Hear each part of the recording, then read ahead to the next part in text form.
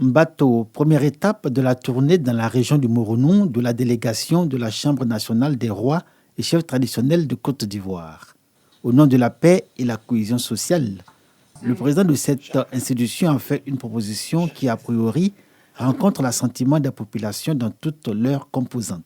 Une loi d'amnistie générale qui va émaner des parlementaires issus des différents partis politiques. Chacun des députés, chacun des sénateurs a le pouvoir que le président de la République a de prendre l'initiative de faire cette proposition de loi. Si celui qui a fait la proposition ou ceux qui ont fait cette proposition de loi d'amnistie n'ont pas trouvé d'écho favorable auprès de Machel, nous allons tous entendre. Quand vous regardez, certains ont un certain âge. J'aurais pu rester chez eux. Mais ils sont venus pour nous aider à avoir la paix. Et c'est pour ça que je leur dis merci. De venir avec une branche d'olivier dans une main et une colombe blanche dans l'autre, que nous devons savoir saisir. Aux étapes de Toumoudi et d'Imokro précédant celle de Mbato, Sa Majesté Amontanoué Désiré avait fait la même proposition. À Bongwanou, chef-lieu de la région du Moronou, rebelote, et pour cause. Sa Majesté le roi, le président du comité, a dit qu'une loi d'amnistie pouvait vraiment résoudre le problème pour que la Côte d'Ivoire soit un pays de paix, parce qu'on a été toujours dans la paix. Donc, nous les femmes, nous adhérons à cette décision. Quand on aime son pays, il faut vraiment le sauver. Et c'est ce que nous sommes en train de faire. Il faut que tout le monde puisse mettre bas la terre, qu'on comprenne qu'à un moment donné, la force, ça ne sert à rien si ce n'est pas le dialogue. Les tournées de la Chambre nationale des rois et chefs traditionnels de Côte d'Ivoire dans les régions et districts participent de la mission régalienne des garants de nos us et coutumes à garantir la paix et la tranquillité. Ils exhortent les populations à œuvrer pour des élections apaisées, rappelant à tous les acteurs du corps social leur devoir, l'amour de leur pays, la Côte d'Ivoire.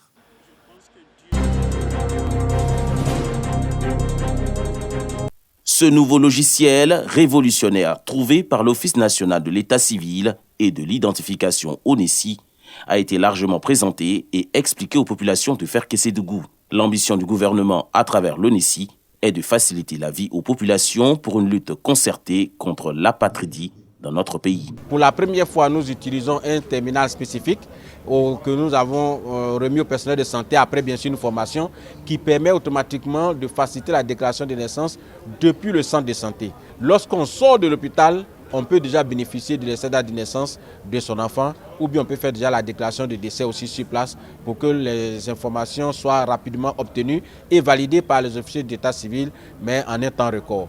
Autre action d'envergure menée par l'ONESI, ces séances de distribution de cartes nationales d'identité en attente depuis des mois. Cette séquence a été suivie de séances d'enrôlement public avec effet immédiat. Je suis heureux d'avoir reçu la carte, puisque en 2022, quand j'ai fait, ce n'est pas sorti, j'étais découragé. La veille m'a dit, il faut aller refaire. J'ai dit, bon, comme il y a longtemps, j'ai fait, ce n'est pas encore sorti. Qu'est-ce pour que déjà ça a sorti? Je suis allé, j'ai refait, ils m'ont donné un mois. Bon, les 1 mois sont pas arrivés, même et puis c'est sorti. Ils m'ont envoyé un message, je suis allé, j'ai récupéré la pièce. Sorti ici, on va appeler toutes les communautés des villageois dans les campements de chefs de village pour le mobiliser. Deuxièmement, s'il y a une naissance, on doit aller obligatoire à l'hôpital ou bien pouvoir à agent secondaire pour accéder les pièces d'identité, pour fournir des attestats de naissance. Après Ferkessédougou, 2 autres étapes suivront bientôt, les départements de Kong et de Ouangolodougou.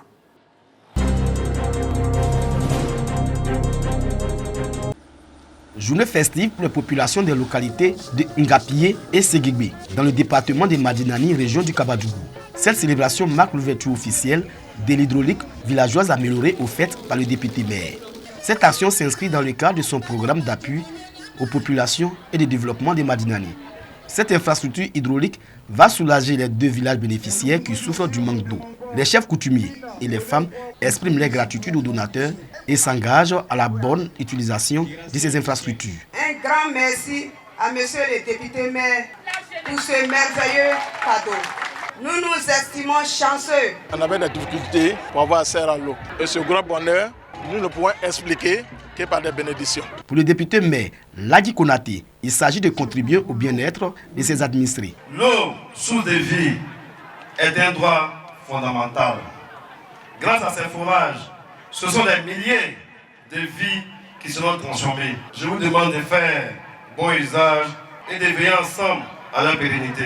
L'autorité préfectorale salue cette initiative qui cadre avec la dynamique de développement local prônée par le président de la République Alassane Ouattara. Je voudrais encore une fois dire merci à l'honorable député maire pour ses actions de développement qui soulagent une bonne douzaine de villages. Cette cérémonie a enregistré la présence de l'ensemble des filles et fils de Madinani. Des dons de pulvérisateurs agricoles, de bottes et de tapis de prière ont été offerts aux populations.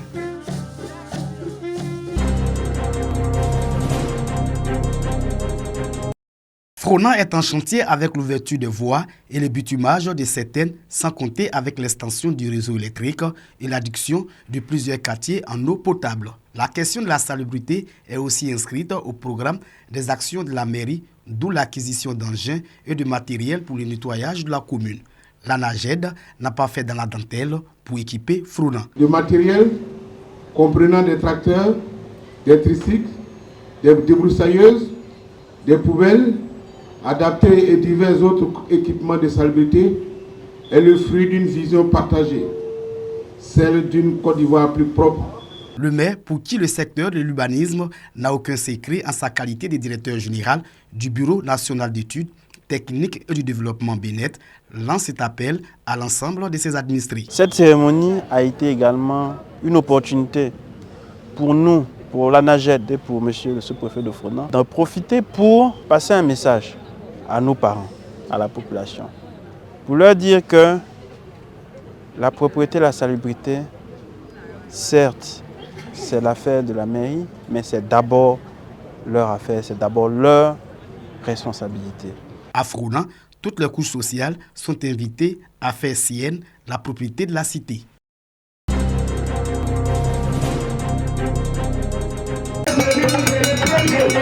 Les sociétés coopératives de la région du Ouorodougou s'illustrent de plus en plus dans des actions au bénéfice de la communauté.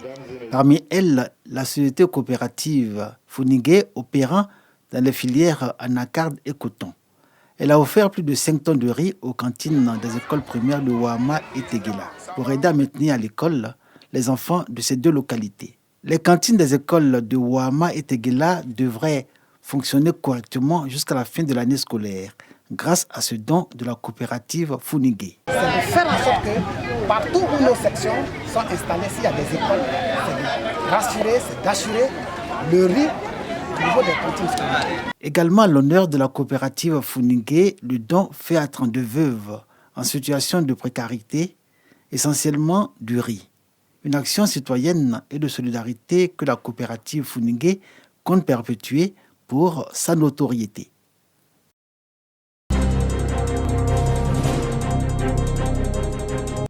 Tranche de destin, un recueil de nouvelles.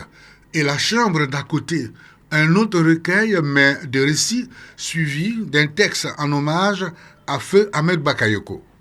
Ces deux ouvrages sont de Ali Yoda, journaliste à la radio-télévision ivoirienne, à la retraite, reconverti en écrivain.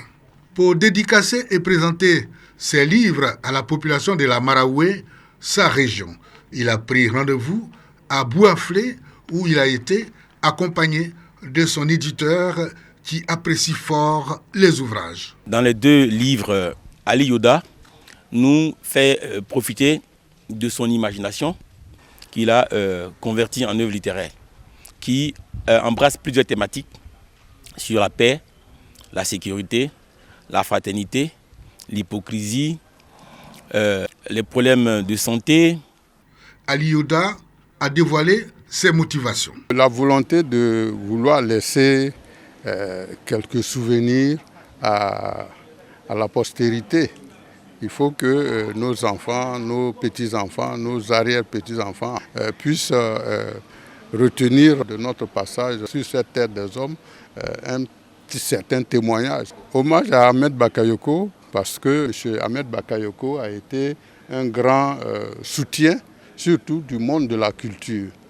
À travers ces deux ouvrages, l'auteur nous fait profiter de son imagination et de son vécu. Ali Yoda est marié et père de 3 enfants.